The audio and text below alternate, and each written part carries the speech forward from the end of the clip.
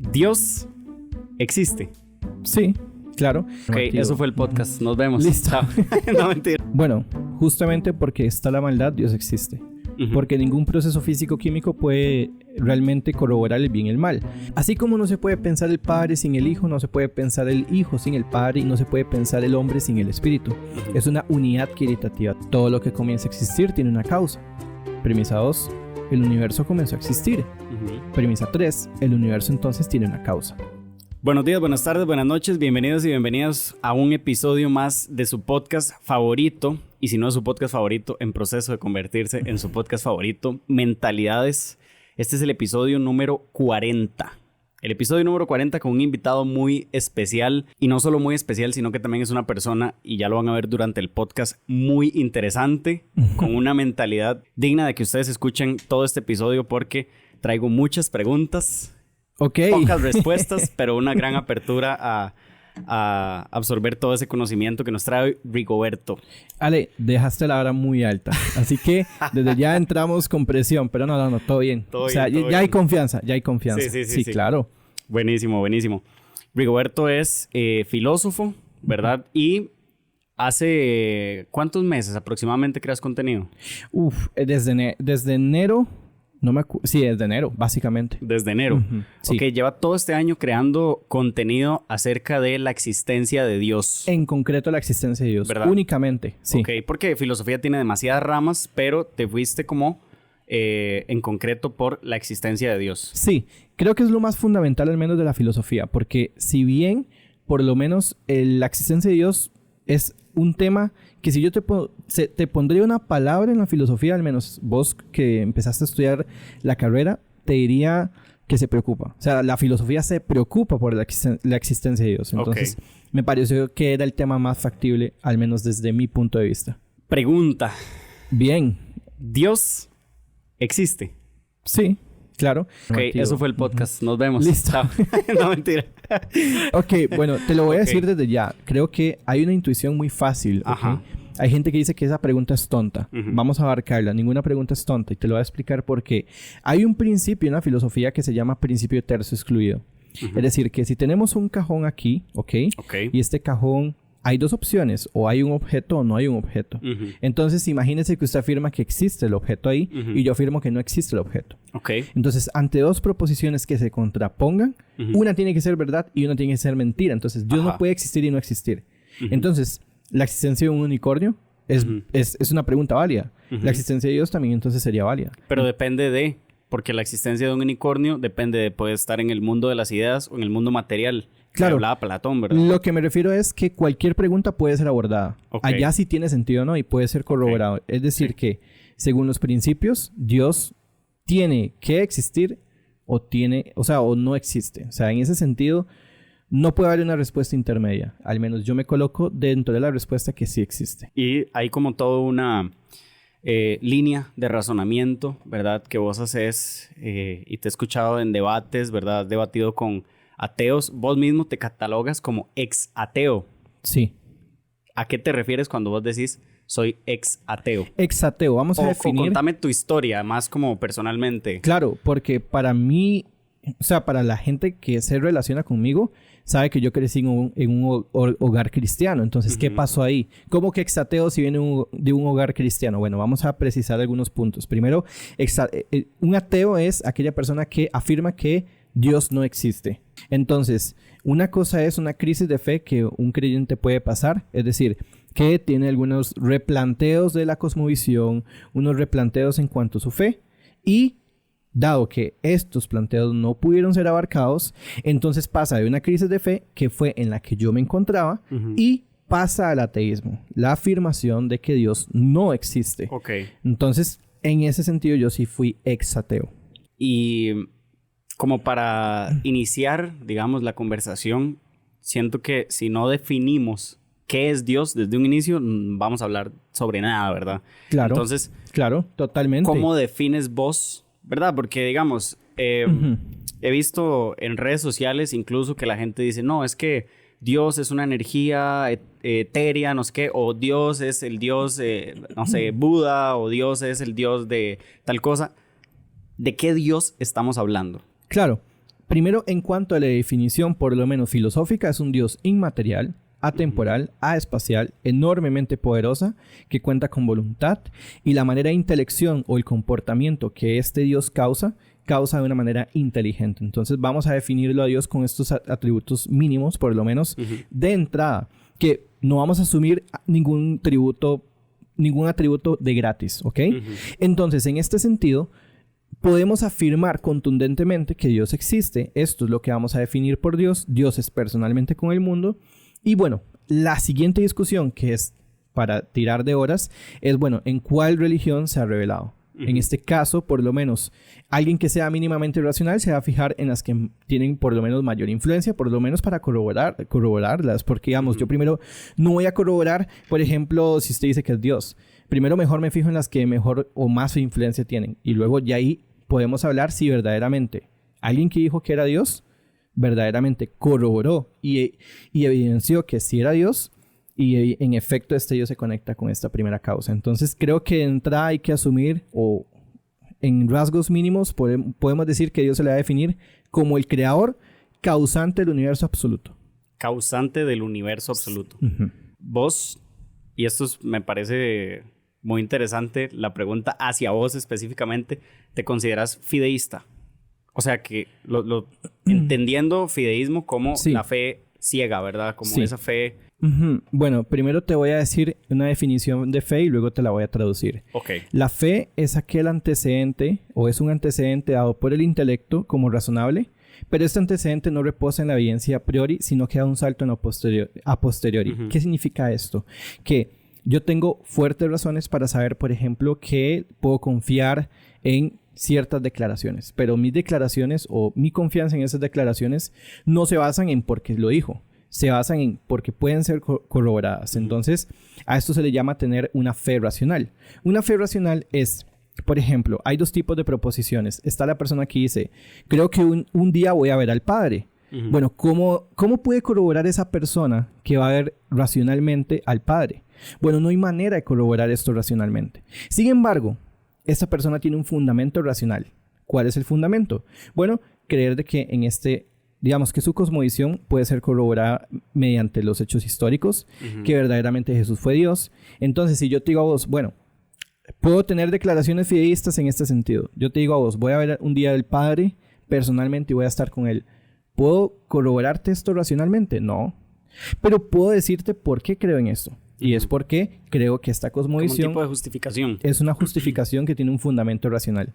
Okay. Y a esto se le llama una fe racional. El fideísta, bueno, reposa en las proposiciones de fe y no las justifica.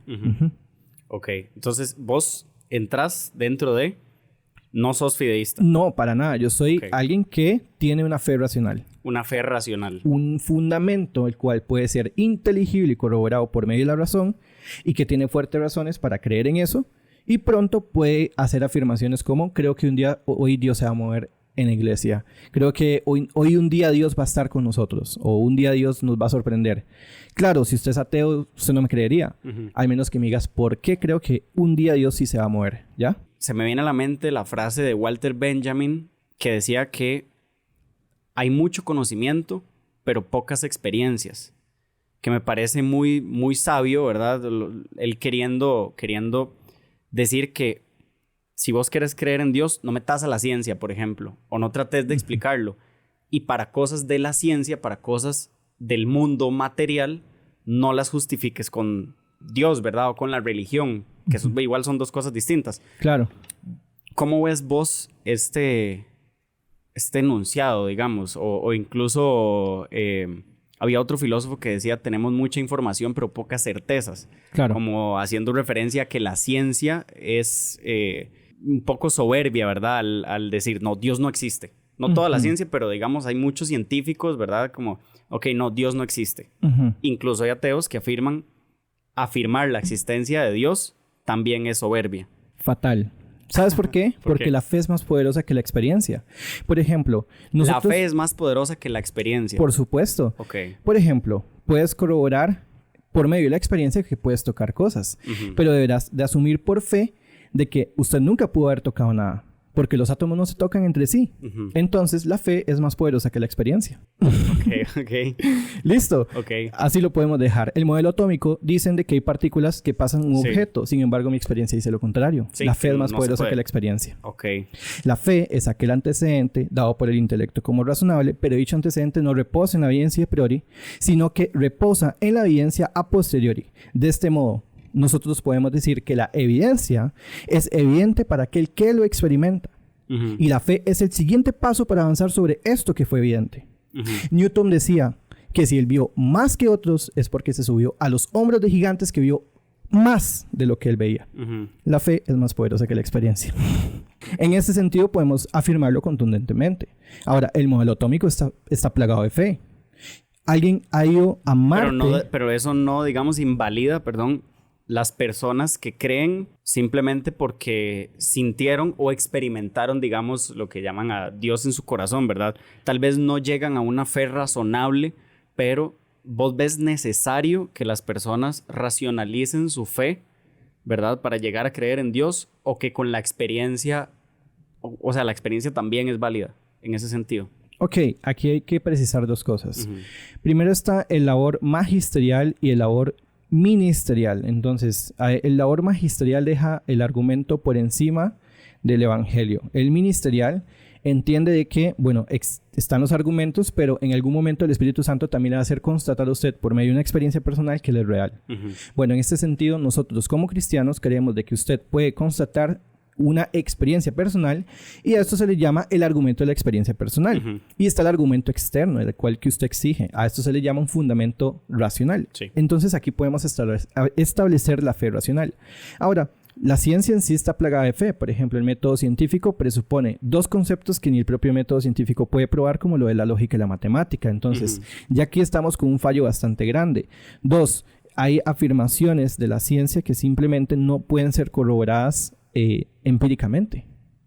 Entonces, creo que hay que matizar un poco esa premisa entre este dualismo, esta separación entre ciencia y fe, porque entonces tenés una visión del mundo un poco pobre, digamos, sin ser brusco, obviamente, con la persona que apoye esto. Vi un tweet que decía, si Dios es todo, tiene que ser malo también, ¿verdad? Aquí vamos a entrar en una cuestión de moral.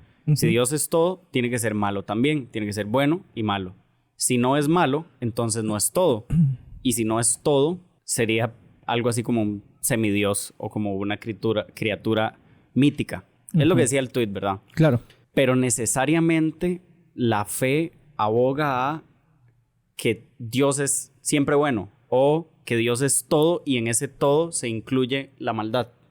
Bueno, justamente porque está la maldad, Dios existe. Porque ningún proceso físico-químico puede realmente corroborar el bien y el mal. Entonces tenemos que de entrada asumir de que hay un naturalismo evolutivo que no puede corroborar la vía o puede dar paso a la existencia del bien y el mal. Esto se le conoce como los valores morales objetivos, ¿ok? Bien, ahora, con la existencia de Dios y el mal. Bueno, justamente hay tres tipos de mal. Está el mal metafísico, es todo aquel efecto de Dios que no es Dios, entonces este es un mal metafísico. Este mal es como más pasivo, ¿ok? Por así decirlo. Ejemplo, todo lo que no es Dios. Todo lo que no califica dentro de esta unidad que es Dios, con todos los atributos. ¿Qué podría no ser Dios y entrar como dentro de este mal vos metafísico? Y yo, digamos, perfectamente. Todo aquello que es un ente que no es realmente el ser más fundamental, que esto pronto va a ser Dios. Ahora, está el mal moral, que es el estándar moral que Dios pone sobre los seres libres. O sea, el mal es un necesario para presuponer que existen seres libres. Digamos, los seres libres no... Pero sí, perdón, me trabé un toque. Si vos y yo no somos Dios... ¿Dónde queda la premisa, digamos, de que Dios está en todas partes o es parte de un todo, digamos, que... Bueno, porque en este caso, bueno, primero que todo hay que entender de que Dios es el ser subsistente que sostiene toda la realidad, pero no vamos a entender esto como que Dios también es materia. Ok, Dios es inmaterial. Claro, yo puedo hacer afirmaciones externas a Dios y esto se puede autoevidenciar. Es como aquella persona que dice, bueno, ¿usted cómo sabe que existe? Perdón, ¿de dónde viene la pregunta? Entonces, él dice, yo, bueno, entonces es un razonamiento. Entonces, claro, el principio de identidad me hace corroborar a mí de que yo soy legítimo y soy pleno. O sea, de que yo no soy Dios, no poseo los atributos de Dios. Dios no puede ser materia. Entonces, Dios, al no ser materia, definitivamente está separado de la realidad. Esta es la omnisciencia de Dios. Dios en su eterno poder y su infinitud, que no tiene no tiene absolutamente ninguna limitación, se puede corroborar de que Él tiene absolutamente todo el conocimiento. Entonces, primero que todo hay que entender esto. 2, voy a la pregunta del mal. Bueno, el tema del mal es así, digamos. Tenemos un ser libre y este ser libre no puede ser libre y no libre en el mismo sentido de libertad. Es decir, Dios no puede hacer un ser que sea libre y no libre, porque entonces Dios es imperfecto porque está haciendo algo contradictorio. Pero justamente porque Dios es perfecto no hace que algo pueda ser lógicamente contradictorio. Entonces, si existe un ser que sea libre, no puede existir, no puede existir privaciones. Tiene que entonces, de alguna manera, este ser tiene que tener la facultad de elegir. Y aquí está el estándar moral. El estándar moral es el bien y el mal. Este estándar moral está dado por aquel dador moral, que es esta causa más fundamental. En este sentido, Dios, justamente porque existe el mal, existe Dios. Entonces, el ateo que dice es que el mal existe, por lo tanto Dios no existe. Bueno, número 1, si usted dice que el mal no existe, entonces no existe tal cosa como un estándar moral. Ok, está bien. ¿Puedes hacer una distinción entre el bien y el mal? El ateo le va a decir sí. Entonces, tienes un estándar moral. Bueno, si tienes un estándar moral, tienes un dador moral. Y si tienes un dador moral, tenemos una causa más fundamental que es Dios. Entonces, pero es precisamente el mal con el que quieres negar a Dios. Entonces, ¿cuál es la pregunta? ¿Ya? ¿Se entiende la contradicción en la pregunta? Entonces, no hay ningún problema el mal y Dios, porque justamente el mal es un subproducto de los seres de libertad. Igual hay facultades que tenemos los seres humanos que son parte como de esta concepción básica que quiere Dios en los seres humanos, como el perdón, como, ¿verdad? Que no serían posibles si no existiera un mal. Entonces, de esta manera se podría justificar la existencia del mal con el libre albedrío, de alguna forma. Claro, nosotros, por supuesto. Vos diste el clavo. De hecho, me gustó mucho lo que diste porque pocas veces hacen ese análisis. ¿Cuál fue el análisis que básicamente vos hiciste? Bueno, hay facultades que existen precisamente por un mal. Entonces, ¿cómo existiría el perdón sin algún mal de por medio? El arrepentimiento, por ejemplo. Exacto, son facultades que nos perfeccionan. A esto filosóficamente se le llaman males para bienes mayores. ¿Cómo puede existir la valentía si todo fuera absolutamente pleno? Bueno, precisamente porque hay una situación en la que yo puedo ser valiente. Bueno, esa situación presupone algún tipo de mal bajo mi contexto. Ahora, hay que precisar que el mal es objetivo en todo el mundo. O sea, hay quien diga que no se pueden, no voy a decir tal vez el ejemplo más brusco para respetar, que pueda subirse en todo lado, pero digamos, tal vez quien diga que matar a una persona está bien, bueno, hay que ver con qué razón dice eso. Aquí es donde se puede corroborar sin problema y sin dar un salto epistémico que el mal es un axioma con el que todo ser consciente cuenta. ¿No crees que la existencia de Dios para los seres humanos es una forma de justificar o como para que el ser humano no viva estresado por ese miedo a la muerte? Bueno, primero hay que precisar que eso es una falacia genética, ¿verdad? Ok, vamos a precisar por qué la vida es absurda sin Dios. Primero, porque no existe ningún propósito, no existe propósito, destino ni significado. Ahora, te voy a contar una historia. Un astronauta es ficción, ¿ok? Esto lo leí en un libro de William Lane Craig y decía... esta historia tiene... Él llega a la luna, este astronauta, y se le queda viendo la Tierra y él se da cuenta que no hay ningún significado. Sin embargo, contiene 2 pociones. Estas pociones, hay una que es la poción de la inmortalidad y la poción de la muerte. Entonces, una le da inmortalidad y puede vivir para siempre. Y una le da la poción de la muerte. ¿Qué es lo que pasa? Que él se queda viendo la Tierra y después de analizar que verdaderamente no hay significado ni propósito sin Dios... Él dice, voy a tomarme la poción de la muerte porque por eso no tiene ningún sentido vivir.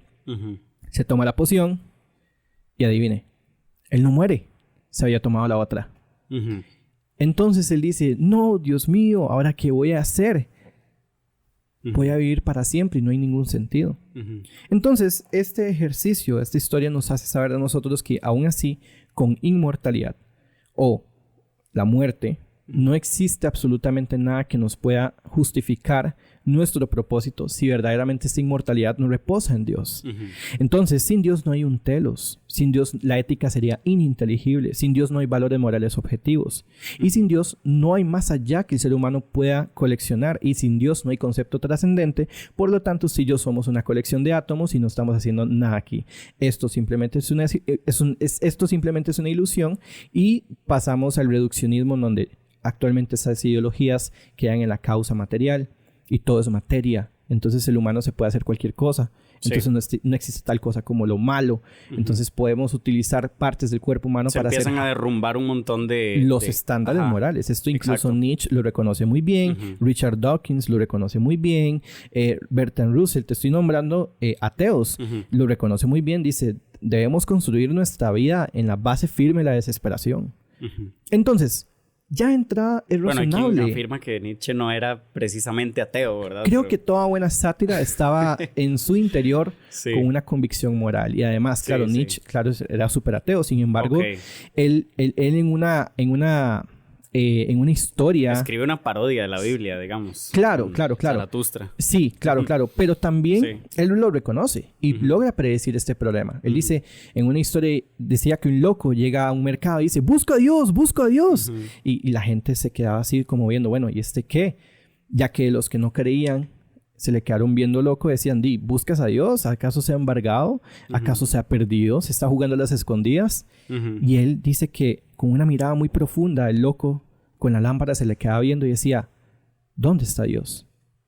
Dice que esta pregunta caló inmediatamente los corazones. Y él dice, lo hemos matado. Dios ha muerto. ¿Por qué lo hemos matado? Dios ha muerto, Dios sigue muerto y nosotros lo hemos matado. Y él, bueno, Nietzsche, que es el escritor, logra hacer una analogía con esto. Y bueno, entonces ya no hay arriba ni abajo, ya no hay referente, ya no hay sentido, existe el frío. Podemos sentir el frío y esto nos hace saber que verdaderamente se pierde mucho el sentido. Entonces, Nietzsche logra predecir esto y lo predice muy bien, porque entonces tenemos el siglo XX, el ateísmo institucionalizado, con el siglo más sangriento de toda la historia probablemente. Entonces, o sea, quien diga que el ateísmo ofrece una esperanza, bueno, hasta los propios ateos entienden que no. Entonces, volviendo a la pregunta. Sí, porque, o sea, eso que estabas diciendo antes de hablar esto de Nietzsche, ¿verdad? Con esta historia del astronauta, al menos yo me daría más miedo vivir para siempre que morir algún día. Y yo creo que muchas personas, si se lo cuestionan, el hecho de vivir para siempre, al menos para mí no es un panorama muy agradable, digamos. Claro. Porque no llegaría yo nunca a conocer, por ejemplo, qué hay después de la muerte. Y la muerte, hasta cierto punto, sí nos significa a nosotros como seres humanos. Ya sea por Dios o ya sea, no sé, dependiendo de cada ser humano, ¿verdad? Pero yo siento que sí le da como este significado. Y el hecho de la existencia de Dios es recuerdo uno de los críticos de Freud decía, no recuerdo muy bien el nombre, pero él decía que tenemos como 3 pilares fundamentales, ¿verdad? Que nos significan a nosotros o nos resignifican la vida. Uno de esos es los hijos, ¿verdad? Como que al miedo a la muerte, ¿verdad? Entonces, nos da miedo morir hasta cierto punto. Entonces, tenemos hijos como para que haya una trascendencia genética, ¿verdad? Y nos recuerden de alguna manera, ¿verdad? Después, el arte o la creatividad o las creaciones para que se plasme en un objeto artístico o en alguna creación. Puede ser tecnología, puede ser lo que sea, algún invento, y nuestro nombre siga siendo recordado. Y la otra es Dios, ¿verdad? Creer en Dios para que después yo tenga una esperanza, ¿verdad? Y actúe conforme durante mi vida para que cuando llegue mi muerte no desaparezca, ¿verdad? Porque es lo que habla la Biblia. O sea, no vamos a desaparecer después de la muerte. Claro, de hecho, la muerte no existe en el cristianismo. te devuelvo la pregunta. ¿Es entonces razonable? La muerte física, al menos, digamos. Sí, exacto, claro, la muerte física. Porque es razonable el tema del alma, es razonable. Exacto. O sea, hay una información inmaterial en el hombre que es cierta, que puede ser constatada por medio de los efectos. ¿Cuál es esa diferencia entre el alma y el espíritu? Bueno, el alma es es el primer acto de un cuerpo que en potencia tiene vida, es el coprincipio sustancial, coprincipio operativo sustancial, el cual usted tiene una sustancia y puede ser constatada. Su cuerpo no es el mismo hace 10 años para acá. Entonces es necesario y asumir racionalmente, sin dar un salto epistémico, que usted tiene una información inmaterial, una información que puede ser constatada. Es decir, entonces cada 10 años, entonces su cuerpo cambia, entonces existiría otra especie de Ale. No, esto es totalmente absurdo. Esto es un poco como la paradoja del barco. Del barco que le van cambiando las piezas. Claro, pero entonces, ¿por qué se sigue manteniendo? Es necesario asumir una sustancia primera en usted. Ahora, el tema del espíritu se debe a Dios, precisamente, ¿ok? Lo que quiero establecer... Entonces, como para bajar un toque el nivel académico de lo que acabas de decir. Es que a veces el alma es eso que nos mantiene a nosotros. O sea, porque si todo cambiara en mi cuerpo cada 10 años y biológicamente está comprobado, yo sería otra persona hace 10 años, ahorita en su totalidad. Lo que no me permite ser dos personas distintas es justamente el alma. Por supuesto, es la información que hay que aceptar. La información inmaterial, Ahora, ¿qué es lo que pasa si digamos, el problema de algunos reduccionistas es que tratan de justificar, en este caso, la mente por medio de procesos puros físicos químicos? El problema es que entonces yo le diría a ese científico, bueno, ¿cuál es la composición de un pensamiento? ¿Me podrías decir cuál es la composición química? Porque entonces tendrías que justificar, bueno, ¿cuál proceso físico-químico justifica la belleza, los juicios estéticos, la moral, este concepto que no se ve al naturalismo evolutivo? Entonces tenemos mucha tela por cortar. El problema es que sí existe tal cosa como las entidades inmateriales. Por ejemplo, existen entidades inmateriales, atemporales y espaciales. La matemática no se puede ver, califica dentro de la explicación de los seres necesarios. Estos seres necesarios se pueden constatar por medio de los efectos del mundo físico. Es decir, que hay un mundo totalmente trascendente inmaterial. No estoy siendo platonista, o sea, no quiero... Sí, no estás abogando por el mundo de las ideas, digamos. Sí, exactamente, porque bueno, entonces tendría que sostener algunas ideas. Lo que quiero es que, bueno, debido a que hay conceptos trascendentes, solamente hay 3 explicaciones. Naturalismo, teísmo o platonismo.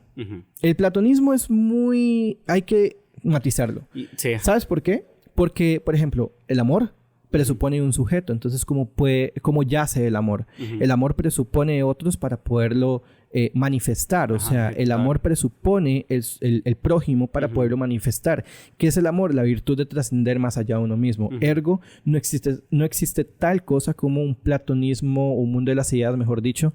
Entonces, la moral no puede existir ahí como esperando que existan seres conscientes y... O sea, no existe para que tal la cosa. bajen. Ajá, exacto. Sí. Ahí fue nuestro primer choque, decís vos. No, no fue nuestro primer choque. Yo lo sentí como sacado de contexto porque yo siento que cuando Diego dice no somos libres, se refiere a... Primero, él es materialista. Entonces, él postula el que no somos libres, hablando, me parece, como del sistema social capitalista que no nos permite hacer muchas cosas. Claro. Siento que vos sos libre de pensar, de decir, de sentir muchas cosas, pero el sistema rígido en el cual vivimos no nos permite hacer ciertas cosas, ¿verdad? Comprar ciertas cosas. Siento que él lo tira más... Ese es el sentido de libertad que él tiene. Lo tira más a ese lado. Y vos lo tiras más como a... Si no soy libre, entonces tuviste la libertad de decir... O sea, sí entiendo más o menos, pero ¿a qué te refieres vos con libertad? Entonces, ¿cuál es tu concepto de libertad? La legítima decisión de aquel ser que es metacognitivo. Es decir, que una cosa es la condición de posibilidad, ¿ok? La condición de posibilidad es, Rigoberto, usted se puede sentar o aquí o aquí. Y la condición legítima de decir es la que yo llevo intrínseca. Entonces, ok, Ale, me siento aquí y no acá. Entonces, ellos confunden, y es que esto sí lo he visto varias veces, que confunden, y no ellos, o sea, un montón de personas más, que dicho sea paso, ellos hacen un buen trabajo, o sea, son buena onda. Lo que pasa es que siempre, por amor a la verdad, yo trato estos temas. O sea, soy brusco con el argumento, más no con él, porque él es una buena persona. Sí.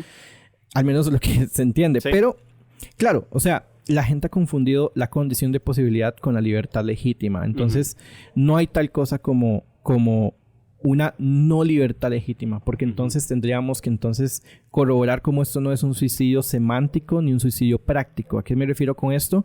Decir que no soy libre.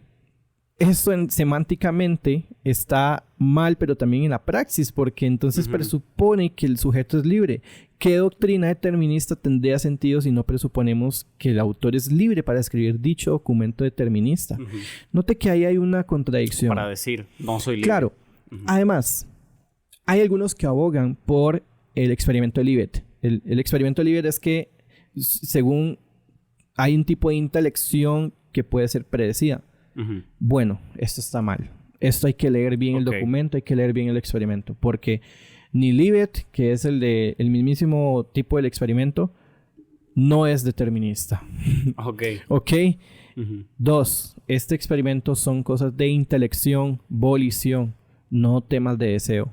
O sea, Ale, si usted ahorita empieza a pensar, me casaré, y empezamos a pensar aquí si usted se casa o no, esa decisión suya está tomada sin ningún tipo de intelección, que pronto eso va a manifestarse por medio de los efectos del mundo físico. Hay que separar de distinguir el tema de mente y cuerpo. O sea, no podemos interpretar todo en un fenómeno... o sea, no podemos llevarlo todo a un reduccionismo totalmente neuronal. No se puede. O sea, está mal. Entonces, cuando se entiende que hay una información libre, inmaterial, que rige también el mundo físico y que hay una relación totalmente armoniosa. No es un dualismo, o sea, es que el dualismo se para en algún momento, pero hay una relación total. Entonces aquí podemos estar tranquilos que hay una libertad, o sea, entonces yo trato como de defender esa postura, no malinterpretar esos experimentos. Sin embargo, uno de los argumentos más utilizados es que, por ejemplo, la moral en este momento, o sea, la moral es contingente a la época. Ok. ¿Verdad? Ya. Ok, entonces la moral es contingente a la época, somos producto de acontecimientos anteriores.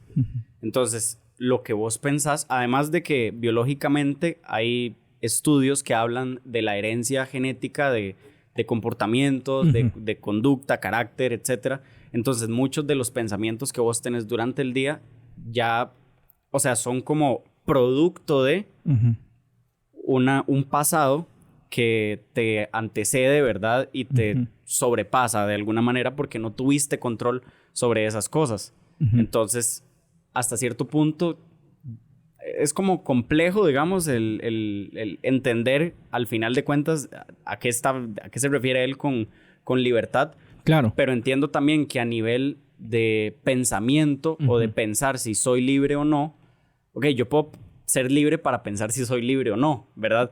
Pero, claro. Pero el hecho de que se produzca ese pensamiento en mi mente ya viene de un acontecimiento anterior. Como que A me trajo a B, B me lleva a C, C me lleva, ¿verdad? Claro. Lo ven como muy lineal. Sí, claro. Esto es el determinismo de Sam Harris. Ajá. Eso es el determinismo. No heredo mis genes. No tengo control de mi pasado. Entonces, ergo, no tengo control de mis decisiones. Bueno, eso es otro problema, porque volvemos a lo mismo. Esa persona fue libre de escribirlo.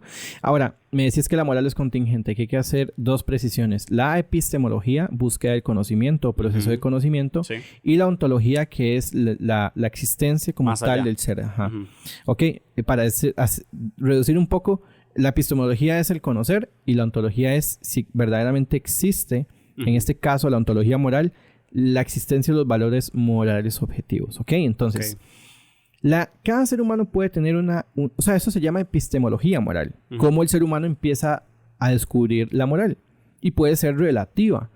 Pero de eso no se sigue. Es una falacia non sequitur. O sea, no se sigue que no exista una ontología moral. Vamos a hacerlo un poco más con un ejemplo. La ontología del cálculo. Vos aprendes cálculo con una profesora, máster, y yo aprendo cálculo jugando bola, contando goles y demás. Nos hacen un examen de mate y a cada uno le ponen 2 más 2, 4. ¿Eso es verdadero? Y yo digo, no, eso no es verdadero. 2 más 2 son 5. Y usted dice, no, 2 más 2 son 4. Bueno, obvio vamos a tener conocimientos relativos del cálculo porque tuvimos una epistemología distinta. Sí. Pero eso no se sigue que exista la ontología del cálculo. Es decir, que 2 más 2 verdaderamente sean 4. La verdad, digamos, como más Una verdad objetiva. trascendente. Exactamente. Ajá. Una fórmula mal hecha de Newton me va a dar a mí una manifestación mala. Es más, ni siquiera da la manifestación como es. Una fórmula bien ejecutada puede corroborar esta ontología del cálculo. Okay. Constatar un objeto de punto A a punto B. ¿Cómo traducimos esto con la ontología moral? Bueno, existe la moral trascendente y está la epistemología del hombre, cómo trata de interpretar esta moral. Pero eso no se sigue que sea relativa. Más bien se sigue justamente eso, en esos desacuerdos, más bien se puede hacer saber de que justamente por esos desacuerdos y esos axiomas con los que cuenta el ser consciente, cuando alguien lo relativiza, hay un poco de choque. Uh-huh. Por ejemplo, el holocausto. Uh-huh. O sea, ese es el problema de relativizar la moral. Uh-huh. Entonces, hay que precisar esos 2 conceptos. Hay un argumento, o no un argumento, un enunciado de un filósofo que se llama Hegel, ¿verdad? Ok. Que es trajiste a la mesa a alguien muy bueno. Friedrich Hegel. Uh-huh. Creo que era Hegel que decía, estamos condenados a ser libres, ¿verdad? Uh-huh. Como no tenés una escapatoria, no podés no ser libre.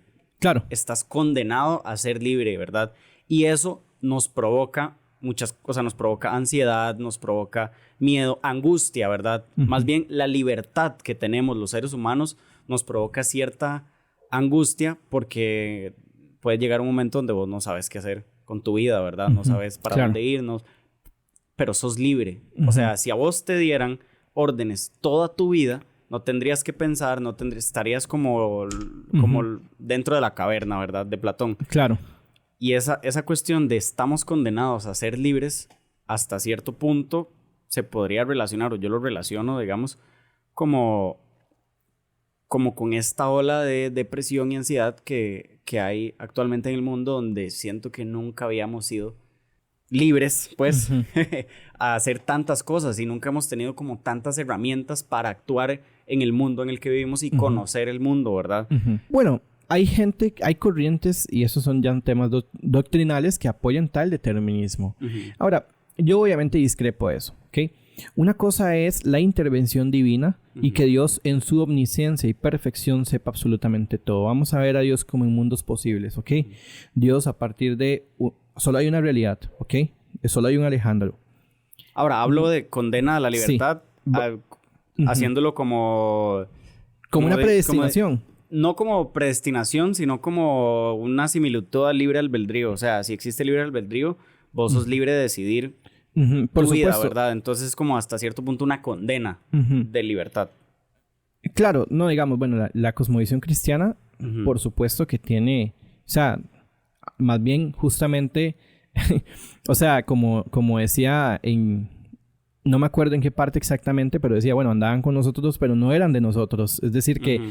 de alguna manera podían decidir. Y por supuesto que Jesús, o sea, Jesús nunca obligó a nadie. Jesús siempre dio libertad. En ese sentido, uh-huh. la cosmovisión cristiana no tiene ninguna compatibilidad, ni su palabra cuando dice que hay una predestinación. Bueno, hay que entender qué significa esto de predestinación. O sea, no hay tal cosa Ajá, sí. como una persona que sea condenada por Dios. Uh-huh. No existe ni puede haber.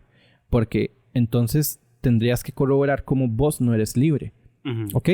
Dios sabe dentro de su infinita perfección y conocimiento cuáles, o sea, hay mundos posibles. No son realidades que existen actualmente, sino mundos posibles. Y esto iba. En donde está el mundo posible en donde yo me vuelvo loco y salgo corriendo este podcast. O sea, Ajá. eso es una posibilidad. Si es una posibilidad, puede ser una realidad. Está el mundo posible en donde usted toma una decisión pésima y su vida da otro giro. Uh-huh. O que muere alguien. Entonces, cuando ocurre esto, se configuran esos mundos posibles, en donde estos mundos posibles, Dios, debido a que respeta su libertad, Dios que está por encima, esta voluntad, uh-huh. Dios puede, si usted se lo permite, y Dios sabe qué va a pasar si usted le permite a Él que entre su voluntad perfecta en su vida. Uh-huh. Entonces, justamente, pero vea que volvemos al mismo punto. Justamente vos eres libre si quieres tener a Dios en tu vida y Dios posteriormente va a tener una intervención divina. Entonces, no, la cosmovisión cristiana más bien respeta, o sea, Dios respeta demasiado eso. Uh-huh. Uh-huh. Además que sería un Dios imperfecto. ¿Por qué? Porque recuerda el principio de no contradicción. Un ser libre no puede ser libre y no libre en el mismo sentido de libertad. Si Dios es un perfecto lógico, entonces este ser, Dios lo va a respetar porque necesita respetar el orden que rige la lógica. La lógica no está por encima de Dios, Dios es la lógica. No hay como un concepto de libertad. O sea, la libertad es como un concepto a priori de... O sea, ya existe, no hay una no libertad. Claro, porque no hay una no libertad si no existen... O sea, si no hay seres libres, no hay tal cosa como libertad. Probablemente ni siquiera exista un ser. Existe la ilusión. Hay por ahí memes. Memes Usted va aquí. Que hablan... Ok. Me gusta. Hay por ahí memes que hablan de Jesús, por ejemplo. Si Jesús es el Hijo de Dios y de María, María es un ser humano y Dios es Dios. Claro. Y Jesús es hijo de Dios y de María, a lo máximo es un semidios. María.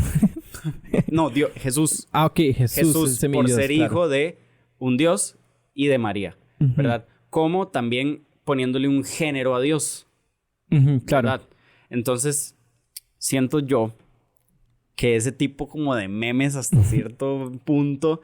es una ridiculización. Son una ridiculización, ¿verdad? Sí, totalmente. Pero ¿cómo se puede explicar que Jesús es Dios? Exacto. Ok, por medio de dos análisis. Primero, Dios es trino, ¿ok? Ajá, pero trino. la más fundamental es que Jesús verdaderamente resucitó de los muertos. Entonces, si verdaderamente resucitó de los muertos... ¿Cómo se puede probar eso? Ok, por medio del método histórico. Está el método, los testigos tal cual, los escritos, la vía oral, vía arqueológica.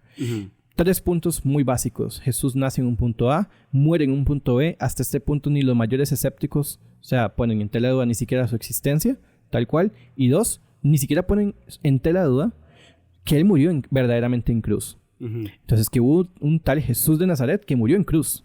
Dijo, y este es Jesucristo. Y punto C, hay apariciones post-mortem. Bueno, tenemos testigos oculares, tenemos más de 500 testigos oculares, tenemos la conversión de Saulo de Tarso. Esta conversión es histórica. Tenemos los mártires, no hay ningún fallo, nadie moriría por una mentira. Una cosa es morir por una mentira, pero que el sujeto no sepa que es mentira. Y otra cosa es que el sujeto sepa que es mentira y muera.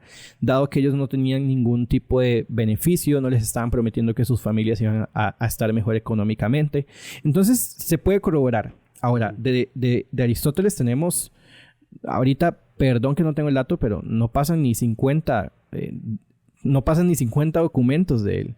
De Jesucristo hay miles. De Sócrates. No, de Sócrates no hay ni siquiera un escrito. Ah, ok, de Aristóteles. Sí. Claro. Sí, porque Sócrates...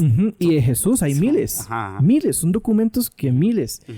Entonces, entre mayor sea el testimonio y mayor se acerque a los hechos que ocurren, mayor es su confiabilidad.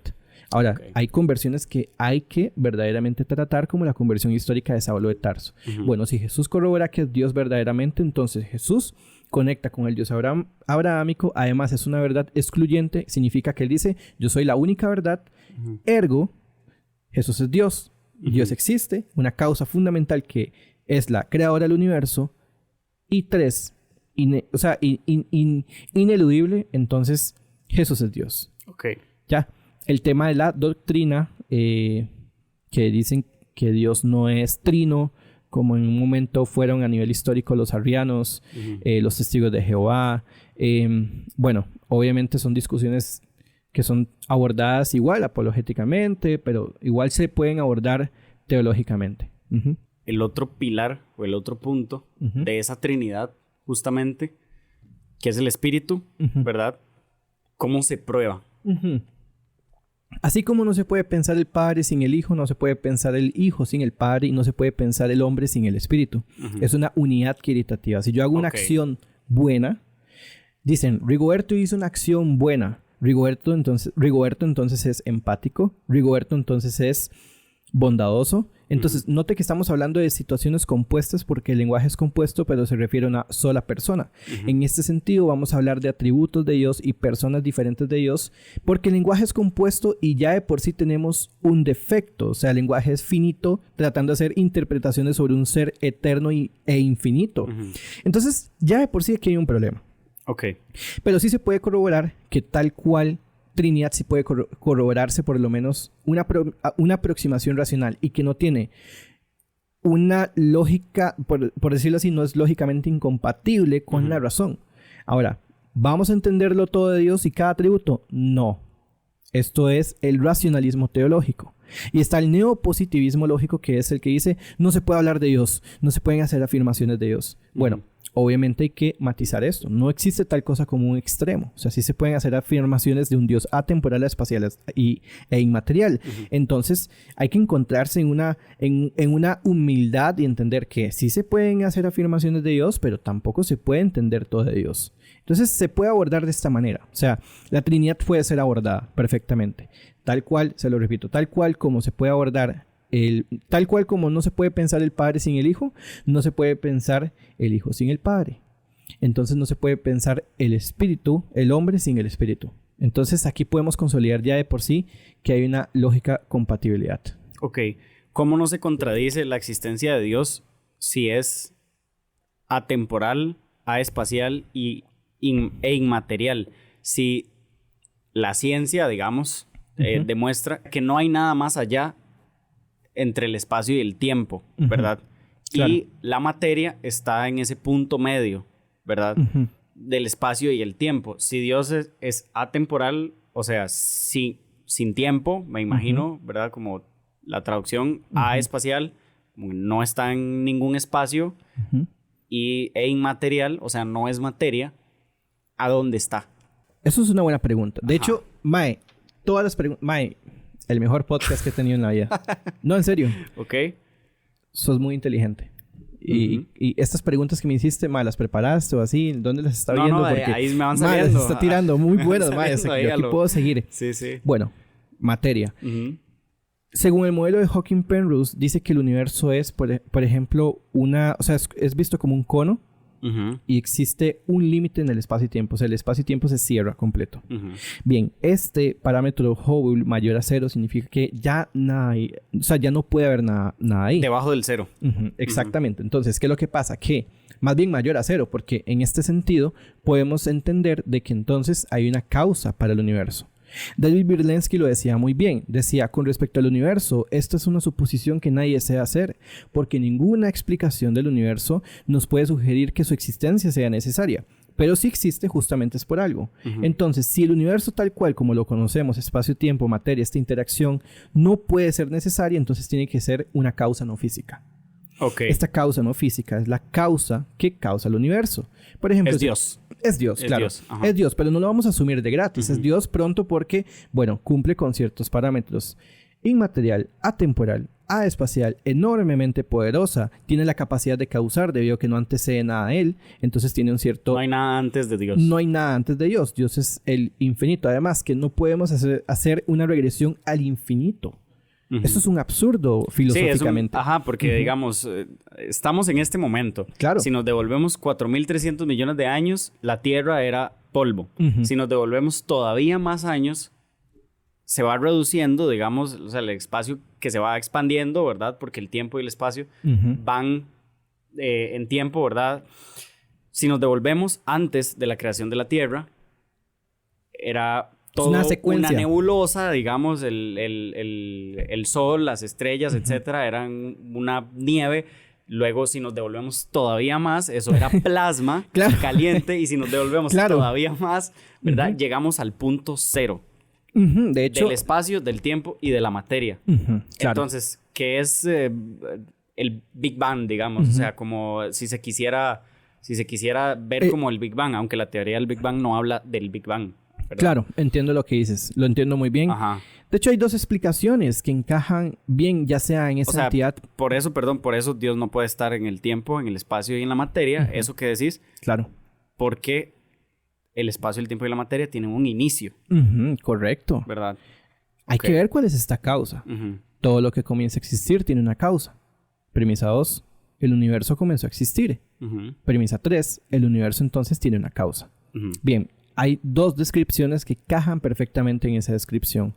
Una es invalidada y la otra es correcta. ¿Cuáles las dos descripciones que pueden solamente encajar en un inicio del universo? Dado que es un inicio inmaterial, aespacial o temporal, puede ser o bien un conjunto numérico, porque es aespacial, atemporal e inmaterial, ¿ok? O puede ser una mente. Bien, un conjunto numérico no puede ser la explicación, porque yo no digo, uy, ma, verás que antes de venir a este podcast me pegué con un 2 en la cara. O sea, no, sí, un 2 no puede producir materia. Entonces yo podría hacer una fórmula matemática y podría solucionar la pobreza. Listo. El 2 no puede producir materia. Entonces nos queda igual que la mejor descripción es una mente. Pero eso no lo vamos a asumir de gratis. Cuando yo veo un libro y este libro tiene una teleología, tiene un orden, si este libro tiene una causa externa, es decir, que su causante es de una naturaleza diferente, un libro tiene un causante que es el ser humano, es una naturaleza distinta, y 2, tiene un significado y tiene un destino, es decir, tiene un mensaje, entonces yo asumo que este libro es producto de una mente.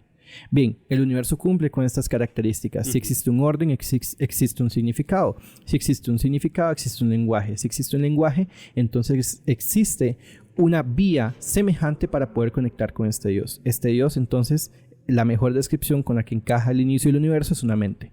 Bueno, ¿cómo sabemos que esta primera causa es relacional o tiene una extrema relación con el mundo? Cuando usted sabe que hay seres conscientes y la única manera de poder llegar a esta primera causa es racionalmente.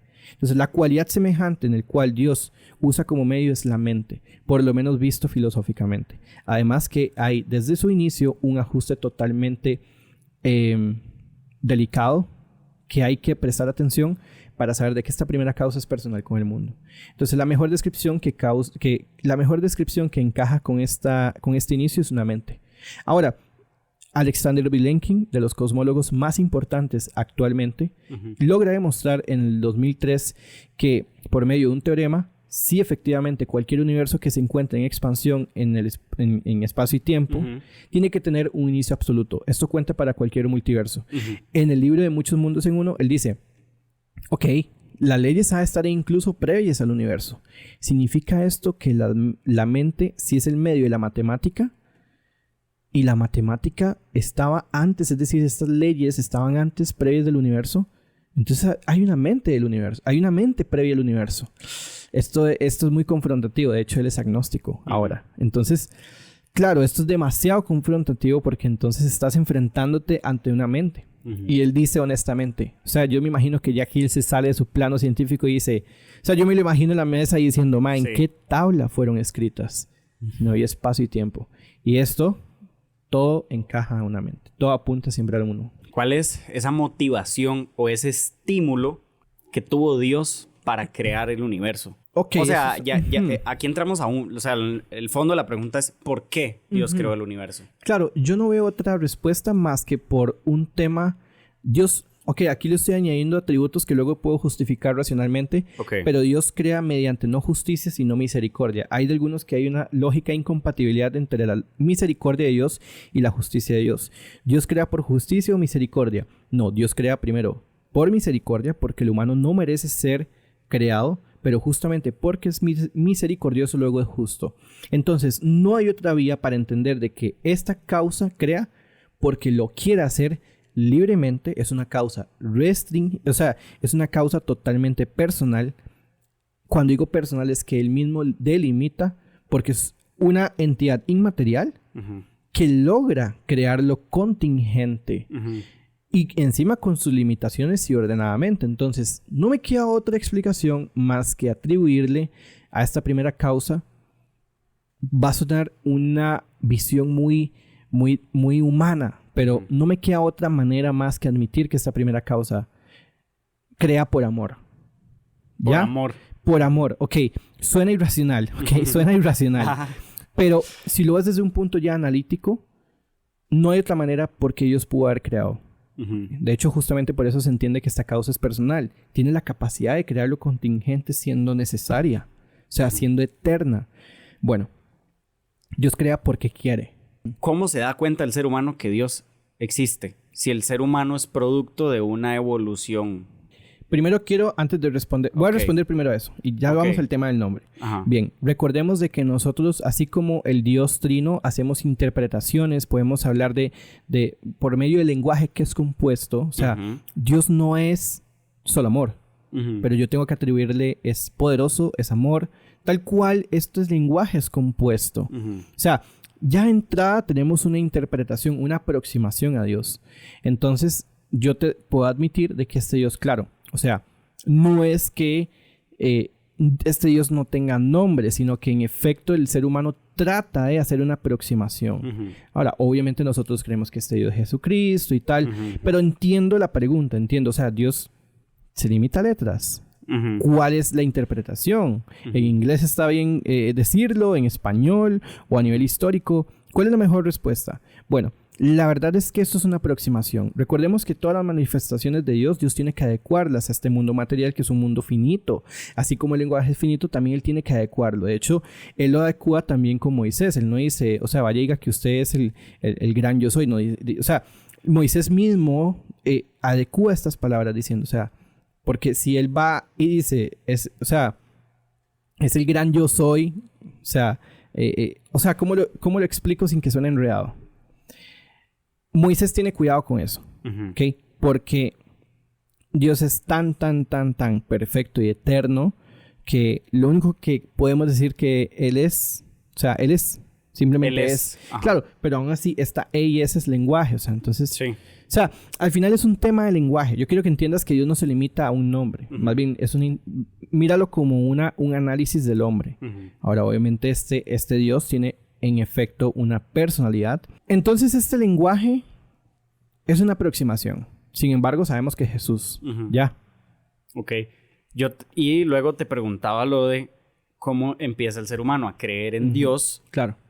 Recuerdo en este libro Sapiens de Noah Harari, que hablaba sobre digamos, las primeras civilizaciones que tuvieron un acercamiento con una deidad, digamos, y que ellos miraban la luna y decían, ¿qué es la luna? Porque a veces la veo, porque a veces no la veo, porque a veces solo veo la mitad, porque a veces veo 3/4 partes de ese círculo blanco ahí, ¿verdad? Entonces, de ahí se empiezan a desprender como muchos... Interpretaciones del dios de la lluvia, de la luna, de los cultivos, etcétera, etcétera, etcétera, ¿verdad?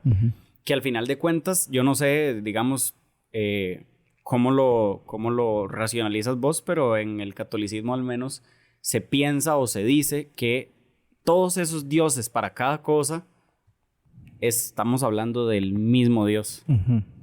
Todos los dioses de todas las religiones, al final de cuentas, estamos hablando del mismo Dios. Claro. Porque comparten muchas características, ¿verdad? En muchas religiones se comparten estas características, ¿verdad? Temporal, o sea, los musulmanes, etc. Entonces, al final de cuentas, ¿cómo empieza el ser humano a creer en Dios y cómo se llega a la concepción de Dios que tenemos ahorita, en este momento? Bueno, primero hay que matizar que, obviamente eso no era la mejor vía para entender que Dios existe. Entonces, la existencia de Dios se ve corroborado por medio de argumentos, un caso acumulativo, mediante el método inductivo, método deductivo, en donde podemos corroborar que a partir del fenómeno se conoce el fundamento, a partir del efecto se conoce la causa. ¿Ok? Dios se conoce a través de esto, y a través de esto se le pueden dar atributos que ya hemos nombrado: inmaterial, atemporal, espacial, voluntario, intelecto, y pronto, mediante otro tipo de análisis metafísico, podemos atribuirle que tiene la causa más fundamental en cuanto a omnisciencia, omnipotencia. Bueno, este es el verdadero Dios. Ahora, ¿qué es lo que pasa? Que si las religiones realmente concordaran, pero es que no concuerdan. Entonces, por ejemplo, yo puedo entender de que realmente, o sea, si mi Dios es lastimar a todos, y mi Dios, yo digo que mi Dios me ordena, con solamente eso, que se contraponga una, entonces recuerda el principio de tercio excluido. Uno tiene que ser verdad. Entonces, lamentablemente, sí hay una mala epistemología en cuanto a la búsqueda de Dios, que pronto va a ser mejorada y pronto vamos a entender por qué esos dioses... Yo creo en Dios, yo creo en el Dios Sol. El Dios es real. Claro, es real. Pero de eso no se sigue que sea Dios. Entonces, si definimos a Dios como el Sol, entonces yo también sería ateo. Claro. 2, las religiones se contraponen. Las religiones pueden tener concordancias, pero se contraponen muchas con otras realmente. Hay unas que creen en un Dios personal, otros que Dios es todo. Ya por solo esto, solamente uno puede ser verdad. Ahora, volvemos a lo mismo. Jesús vino a este mundo y su verdad fue excluyente. Si Jesús hubiera dicho, pueden creer de que yo soy Dios y yo les doy permiso a que todos ustedes sean dioses. Bueno, no tiene sentido seguirlo, pero es que eso es una verdad excluyente. O sea, pero es necesario llegar como a este consenso en los seres humanos.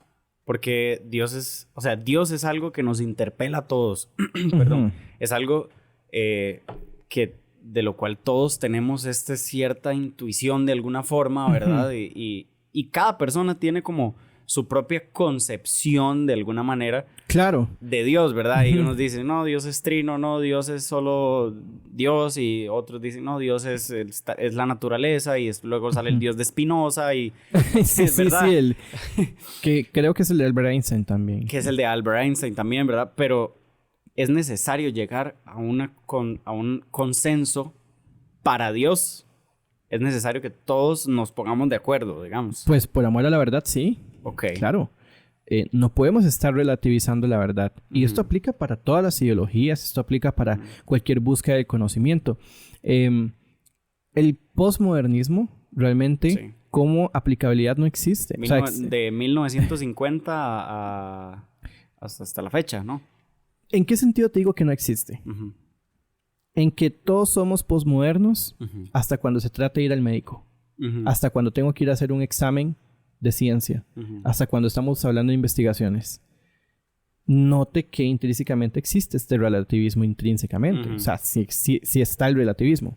Lo que digo es que el posmodernismo no puede ser aplicable para todo. Entonces, para una tos, entonces usted se inyecta penicilina y vámonos. O sea, no. O sea, tarde o temprano el pensamiento subjetivo relativista va a ser objetivo. Esto aplica con Dios y la búsqueda y la epistemología para encontrar a Dios. Es que eso es un argumento también que utilizan mucho los ateos ahora que tocas esto de que todos somos posmodernos a la hora de ir al médico, ¿verdad? Es como... No, más bien que no somos posmodernos. Que no somos posmodernos a la hora de ir al médico, ¿verdad? Porque muchos ateos dicen, ok, pero si usted cree en su Dios, ¿verdad? Y usted está enfermo, pídale que se cure, ¿verdad? Entonces es como, ok, no, pero que estamos confundiendo dos cosas, ¿verdad? Estamos confundiendo el hecho de que pues, en el mundo hay... O sea, existe la naturaleza, existen los virus, las bacterias, etcétera, etcétera, etcétera. Y el hecho de que Dios exista, no... O sea, ¿por qué Dios a mí me va a curar de una enfermedad solo porque yo se lo pido, verdad? No es... Tendría el poder de hacerlo, pero al final de cuentas nos quitaría esa libertad, ¿verdad? Porque si nos enfermamos es porque...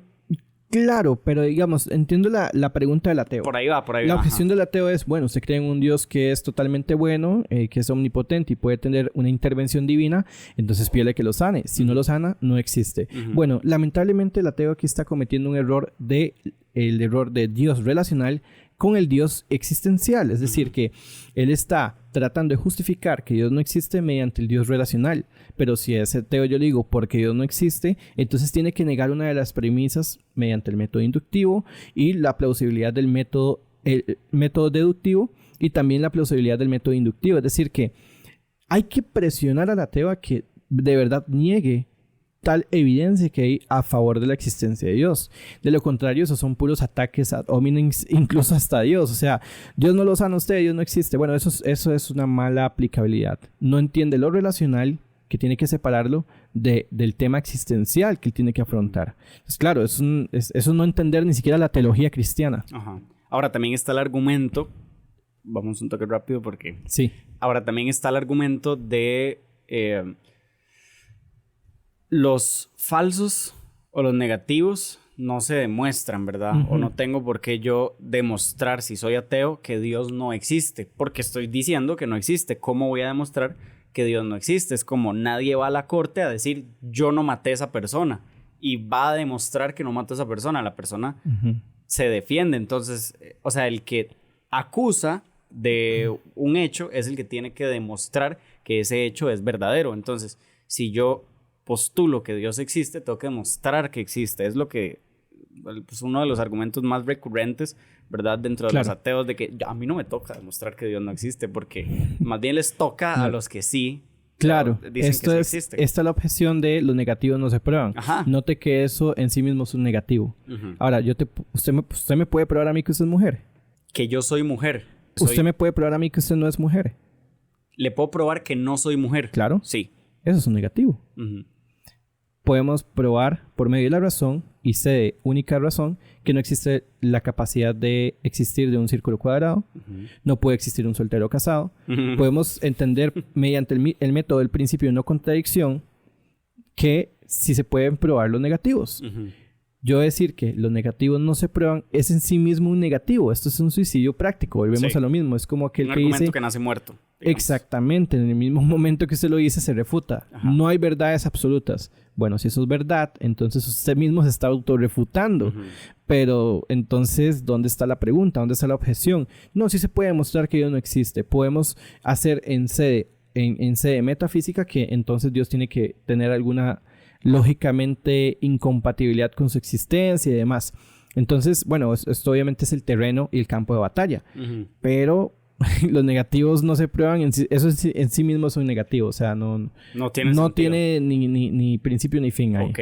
Ahora, vaya, el argumento de si Dios es todopoderoso, ¿podría Dios crear una piedra que ni Él mismo pueda levantar? Si no la puede crear, no es todopoderoso. Y si puede crearla y no la levanta, entonces no es todopoderoso también, ¿verdad? O sea, es este argumento que malinterpreta o mezcla, ¿verdad? O personifica o antropoformiza a Dios.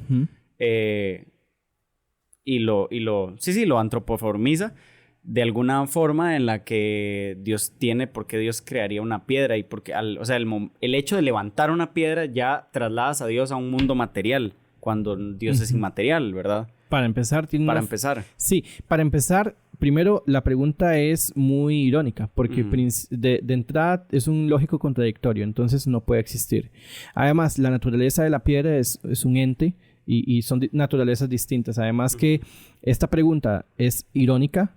Lo irónico no puede existir porque Dios solamente puede hacer existir lo que es lógicamente compatible. No porque la lógica esté encima de Dios, sino porque Dios, justamente porque es perfecto, no puede crear escenarios que sean irónicos. Es decir, lógicamente contradictorios. Entonces, ya de entrada la pregunta está mal. O sea, eso es tan contradictorio como que yo le diga, bueno, yo soy el hijo de mi mamá, pero yo no soy el hijo.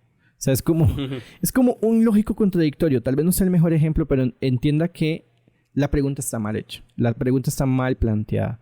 Entonces, el problema no está en Dios, está en la lógica del hombre. Sí, esos son como... Como que el equivalente que yo diga que la matemática no existe o las figuras no existen porque no existen los círculos cuadrados.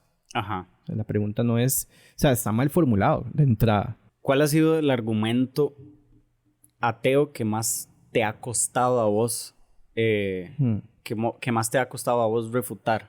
Bueno, o que más tiempo te ha llevado el problema del mal. El problema del mal. Sí, el problema del mal. Okay. Pero no porque, digamos, no porque no sea respondible, sino porque a nivel de... O sea, yo como apologista busco persuadir. Yo no busco ganar un debate. O sea, yo busco ganar a la persona que logre persuadir con esta cosmovisión que tiene una justificación bastante grande.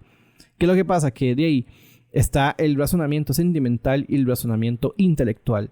Bueno, yo tengo que luchar no solamente con el racional, sino con el sentimental. Sí.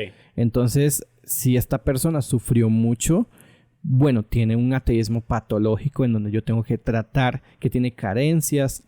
Qué duro, ¿verdad? Pero aquí es donde uno tiene que empatizar. Y es el problema más difícil. O sea, estaba hablando con una niña de 13 años con su encargada del otro, digamos, con su encargada al lado, y esta niña terminó llorando y yo me sentí muy frustrado. O sea, no pude explicarle. Y ella me decía, pero es que ¿por qué? ¿Por qué Dios? ¿Por qué? Y empezó a llorar. Y yo, aquí está. Listo, ahí está. Y yo, claro, yo me puse a llorar. O sea, yo decía, qué duro saber que hay gente que se las trae. El problema del mal, pero a nivel sentimental. Pues. Claro, hacen un razonamiento sentimental. Y aquí esto es lo más duro. Por eso es el más difícil. Es el verdaderamente difícil. Incluso tratarlo, hay que entrar a decir, chicos, voy a tratar el problema del mal, pero hay que separar la razón de la emoción. O si no, esto es un colocho y nos salimos de aquí. Ajá. Precisamente por esa experiencia, digamos. Sí. Ok. El problema del mal. Experiencias que he tenido con gente así. El problema del mal y ni siquiera es un argumento... lógicamente incompatible con Dios. Sí, exacto. Sí. Y además no es un argumento con el cual vos vayas a tener que estudiar demasiado para llegar a a ese punto, digamos. O sea, un ateo no tiene que sacar 3 doctorados para llegar a ese argumento. Es un argumento completamente, como decís vos, una niña de 13 años puede tener ese argumento y vos es difícil combatirlo. O sea... Sí, totalmente. Creo que ese sería el defecto por el cual muchos apologistas, o sea, que defienden, en este caso la fe, no empatizan porque todo lo racionalizan. Y esto, o sea, está bien, Dios es razón y demás, pero hay que tener empatía. En principio esa no es la causa del ateísmo. No, porque estaríamos cometiendo un hombre de paja. ¿Cuál es la causa del ateísmo? Ok, hay 3 tipos de ateísmo. El ateísmo patológico, aquel que tiene carencias, que le cuesta creer en Dios debido a sus vivencias. El ateísmo social, que es el ateo, bueno, se roban las ofrendas, guerras y demás. Es un ateísmo muy de Marx, ¿ok? Y está el ateísmo ontológico. Tal vez no sea el mejor ejemplo, pero un ateísmo ontológico es el que trata la entidad de Dios. Entonces dice, Dios no puede existir un Dios omnipotente porque no puede crear una roca tan grande que ni lo pueda levantar. Claro, aquí entiendo que no hay una emoción tuya detrás ni nada. O sea, es un ateísmo, es el ateísmo más sofisticado. Ahora, no digo que esa objeción sea sofisticada, pero sí es el ateísmo que trata Dios. Son esos 3 tipos de ateísmo y creo que el más común es el social. Es el social y el emocional. Okay. Se apagó. Se apagaron las 2. Okay. Bueno, social y emocional. A oscuras nos vamos de este podcast. Bueno, aquí le ponemos un video de fondo. Aquí le ponemos una imagen de mi amigo Aristóteles. Como lo pueden encontrar en redes sociales. ¿Qué redes sociales tienes? Bueno, de momento YouTube. Okay. Instagram, ¿ok? ¿Cómo te pueden encontrar? Rigoberto y algo. O el apodo de ahí que me pusieron, mi amigo Aristóteles. Rigoberto y algo es el nombre formal, digamos. Okay. Que me pueden encontrar igual. ¿Y sos aristotélico? Sí, claro. Okay. Totalmente. Sí. Fijo. Ok, muy bien. Bueno, muchísimas gracias, Ma, de verdad, por compartir acá con todos nosotros. Y esperamos tenerte acá una segunda edición, ¿verdad? De este episodio. Vamos a ver cómo resulta. Estuvo fuerte, ¿no? Estuvo fuerte. Me tenía aquí tirando penales a cada rato y yo viendo a ver cómo los atajaba. No, muy bueno. Mae. No, hombre, muchas gracias. Muy buena, Mae. De verdad. Mae, ¿cómo la vio? Mae, igual paré porque vos tenés una charla ahorita.